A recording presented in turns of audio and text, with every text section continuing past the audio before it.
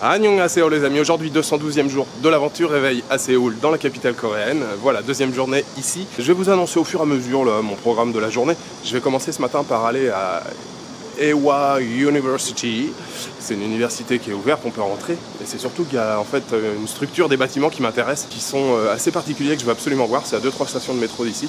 Voilà, j'ai fait un petit passage au GS25 là ce matin, c'était rigolo parce que hier matin j'y suis allé justement. Et j'ai rien sorti, j'ai pas parlé un seul mot de coréen, je lui ai parlé qu'en anglais, j'avais l'air d'un con. Et puis surtout, elle était gênée, la petite dame elle a bien entre 55 et 60. J'ai senti qu'elle était gênée parce qu'elle aurait voulu me répondre en anglais, mais voilà, c'était à moi de parler coréen. Et ce matin, je suis arrivé, j'ai poussé la porte et je lui ai dit fièrement en la regardant Annyeonghaseyo. Et j'ai senti tout de suite la différence, elle m'a fait un sourire. Au moment de payer, je lui ai dit Gamsamnida. Et c'était complètement différent. Depuis hier, elle m'a même posé des questions sur mon appareil photo. Bon bah là du coup j'ai pas su répondre, mais voilà, je pense que demain on se fera la bise. Non, c'était vraiment rigolo la différence entre hier et aujourd'hui. Voilà, c'est parti, écoutez, une nouvelle journée d'exploration ici à Séoul.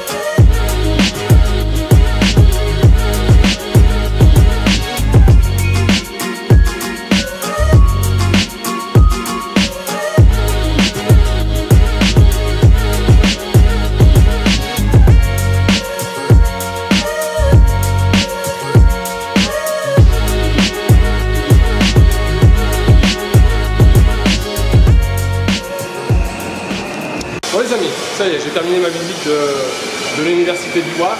C'était très chouette, quelques chiffres. C'est une université qui a été fondée en 1886 par une missionnaire américaine. Toute la partie super design là, c'est un architecte français, Dominique Perrault, qui l'a conçu, je crois, c'est un projet qui date de 2008. En tout cas c'était très sympa, moi j'y connais pas grand chose en architecture, mais il y a des choses qui me parlent plus que d'autres et ce truc là était vraiment chouette. Alors j'ai changé de quartier, je suis dans un mall là maintenant. Je me suis un peu isolé parce qu'il y avait de la musique partout, alors j'ai trouvé un coin. Je sais pas si je vais vraiment à l'endroit désiré, mais j'ai trouvé un coin où c'était un peu plus calme, il n'y a pas de musique. Alors, en fait, j'ai repéré un restaurant il y a déjà un petit moment. En fait, c'est un buffet, vous payez un prix et vous mangez autant que vous voulez. Et comme j'ai très faim, ça tombe très bien. Ça s'appelle Todai. Je crois que c'est une chaîne en fait. On en trouve à plusieurs endroits à Séoul. Donc on va aller voir ce que ça vaut. Mais je pense que ça devrait être pas mal.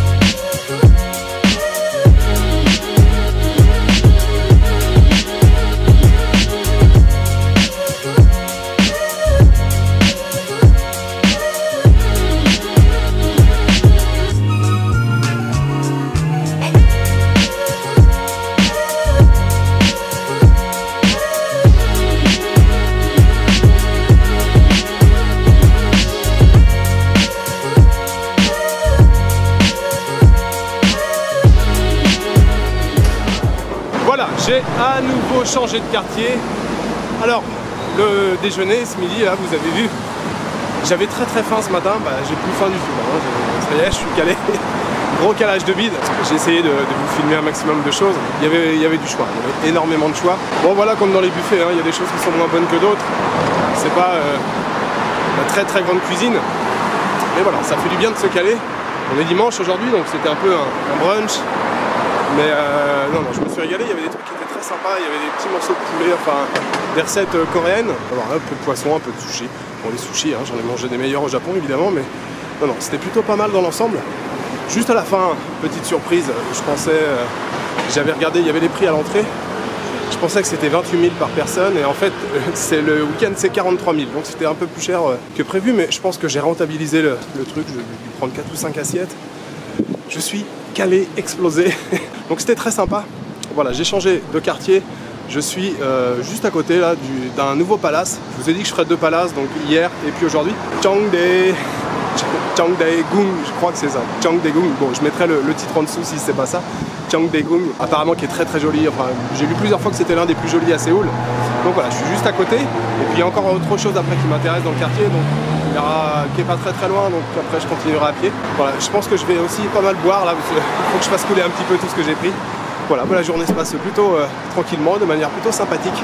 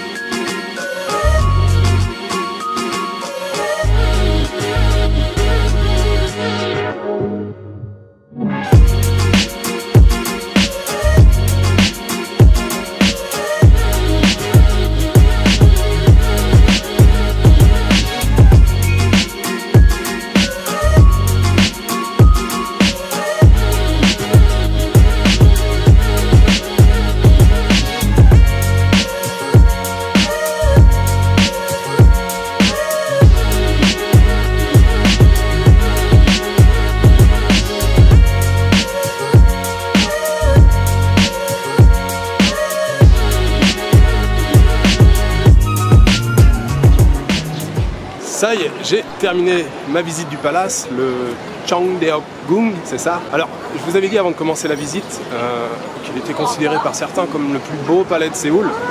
Je confirme. Franchement, c'était, j'ai adoré celui d'hier. Je l'ai trouvé super.